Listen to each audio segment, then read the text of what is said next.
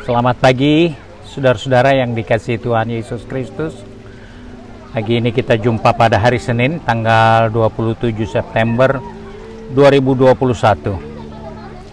Pagi ini saya akan membaca dari Amsal Soleman 17 ayat 28 yang berkata sebagai berikut. Juga orang bodoh akan disangka bijak jikalau ia berdiam diri, dan disangka berpengertian kalau ia mengatupkan bibirnya.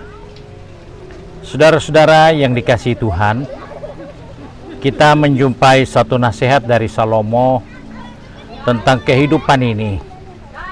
Bahwa di dalam kehidupan ini kita bisa menjumpai ada banyak macam manusia, ada banyak macam kebiasaan, ada banyak macam kekurangan, kelebihan maupun kelemahannya. Dalam hal ini Salomo ingatkan kepada kita bahwa ternyata orang bodoh bisa disangka sebagai orang yang bijak. Hal ini terbukti dari ungkapan ini, dikatakan orang yang bodoh itu adalah orang-orang yang membenci kebijaksanaan.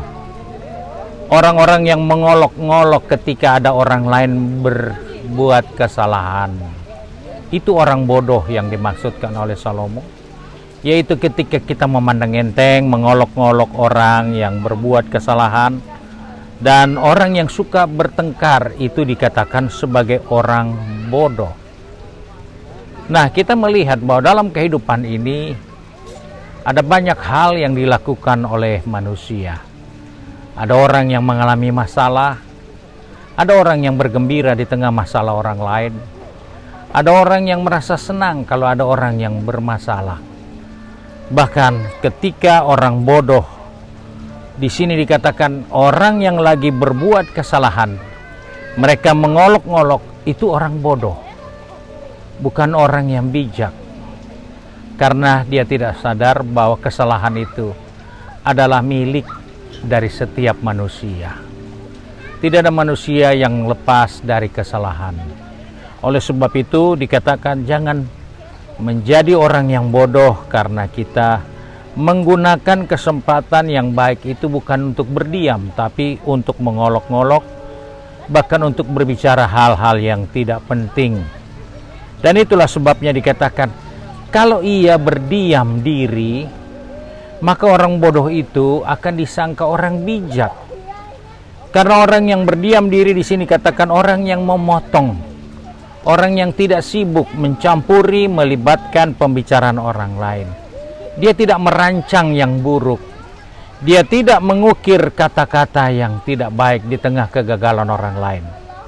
Sebab itu dikatakan kalau orang bodoh dia bisa diam, maka dia akan disangka orang yang bijaksana. Dia akan disangka sebagai orang yang luar biasa. Karena Alkitab katakan, Salomo katakan orang yang mengatupkan bibirnya dianggap orang yang punya pengertian. Bukan orang yang kompromi dengan kesalahan. Bukan orang yang setuju dengan dosa. Tetapi orang yang tidak mau mengumbar kesalahan. Orang yang tidak mau menceritakan kegagalan orang lain. Dan orang-orang itulah dikatakan orang yang bijaksana. Sebab itu saudara-saudara yang dikasihi Tuhan Yesus Kristus, kita diingatkan hari ini, jadilah orang yang bijak. Jangan jadi orang yang bodoh. Karena dalam kehidupan ini, kita menemukan ada banyak orang berkata, harimaumu itu adalah mulutmu sendiri.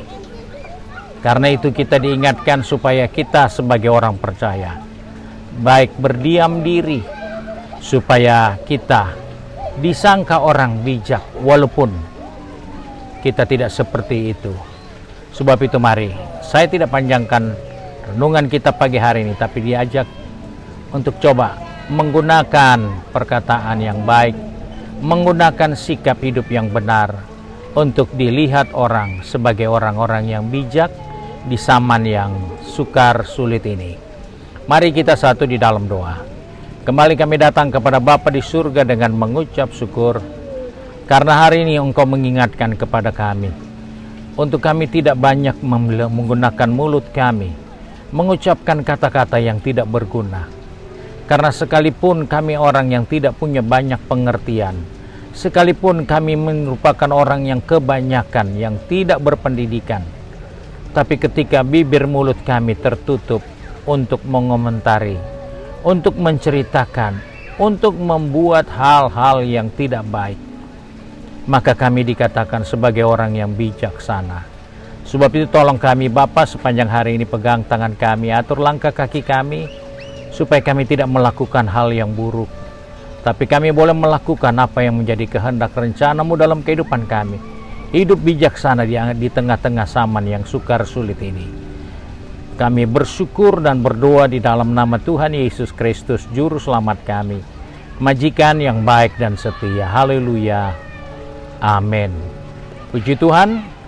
Tuhan Yesus memberkati. Hari ini adalah hari doa kita.